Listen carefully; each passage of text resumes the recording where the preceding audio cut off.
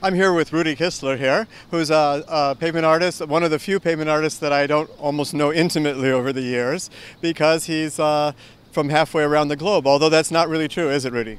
Well, no, I was originally born in America. Right, so we're both originally U.S. Citizens, and of course you've become an Australian citizen. I have indeed. I love it there. But before going to Australia, you went to the Art Institute of Chicago, which is one of the premier art schools in the United States. I did, and it really gave me the foundation that I needed to make this transition into 3D chalk art and now painting art.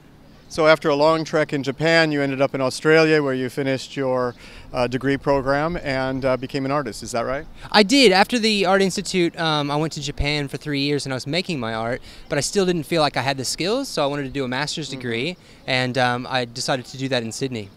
There's probably nothing like Japan to make you aware of having skills as opposed to not having skills. Oh, the level of craftsmanship there is just incredible. It has really floored me. Right. They probably have a culture of it that's deeper than most of the West. They do, and they're very modest about it, and I respected that as well. I mean, coming from America where you're fighting 330 million other people to try to get your spot, the Japanese see things on a much slower, much wider scale, and it really helped me to kind of take things in context. So like many pavement artists, you're really kind of a citizen of the world, aren't you? Yeah, I consider myself a citizen of the world. My accent doesn't fit in anywhere anymore. It's all a mix of everywhere. And I just love it. I love traveling around and meeting people, and I find that it really informs my art. I still hear a little Iowa. Do you? It comes through every now and again. Yeah. Okay, so somebody who's traveled really pretty much the whole globe by now, what are your impressions here of JBR? Oh, it's just amazing. The people here are so friendly. Obviously, as street artists, the interaction is part of it. And people aren't always friendly. Sometimes they're cheeky. Sometimes, you know, it's a bit random. But here, everybody has just been overwhelmingly friendly, and it's just so easy to talk to people here. In general, don't you feel that being in an environment which is so completely genteel, I think, as opposed to Europe for sure, and also perhaps where we're from, is perhaps relaxing, and I would consider it conducive to my work. Would you think the same? Certainly, yeah. The pace here is just fantastic, and I've just been made to feel so comfortable. So yeah, it's really helping me to take my time with my work and focus. Many of our artists come from the old world, they come from Europe, and so in a constructed environment like this, something where everything is new, is to them, of course, makes a huge impression on them. We come from environments which are perhaps more of our environments have been constructed during our lifetime, a little more history in Chicago perhaps than California, although not necessarily. As someone who has grown up in an environment which is basically a contemporary environment for most of your life, what would you say about JBR, about the way that things have been created here as opposed to the other places you've seen?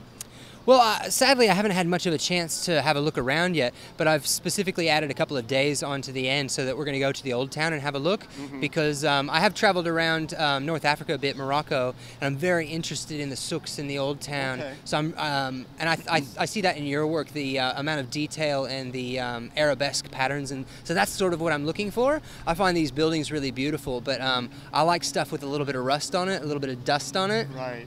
Yeah, I think that I would say they've done a particularly nice job in utilizing the Islamic design in the architecture. I think there's a sense of geometry perhaps that we don't always get in contemporary cities. Yes, there's actually a really perfect marriage of the old and the new in a lot of the architecture around here, especially in Chicago and now Sydney. You're getting these giant mirrored rectangles just shooting up, and for artists it doesn't really do much except for reflect what's around, and if there's just more of those, it's sort of a paradox. But here there's a wonderful mix of the tiled roofs and intricate patterns on the walls, and it's nice. Yeah, so you'd say that perhaps there isn't the sense of visual starvation that you often get in a contemporary environment? That's exactly right, yeah.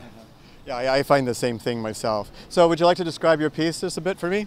Well, I always work from ideas of not just visual ideas, but language. I love language, and I'm a bookworm. I haven't had a TV for 20 years, and so I read a lot, and me and my wife kind of were brainstorming, and we thought, you know, the wall and the floor, you sort of have to work with that and think, what am I going to do? And so a book perfectly opens up like that. Oh, I see. And then you need something to make that come to life. A book is not exciting on its own. Maybe its content is, but not visually. Right. So the worms provide that sort of asymmetrical, organic movement through the rectangular structure of the book, which I'm hoping is going to bring my piece to life. So what we're looking at literally here is a bookworm.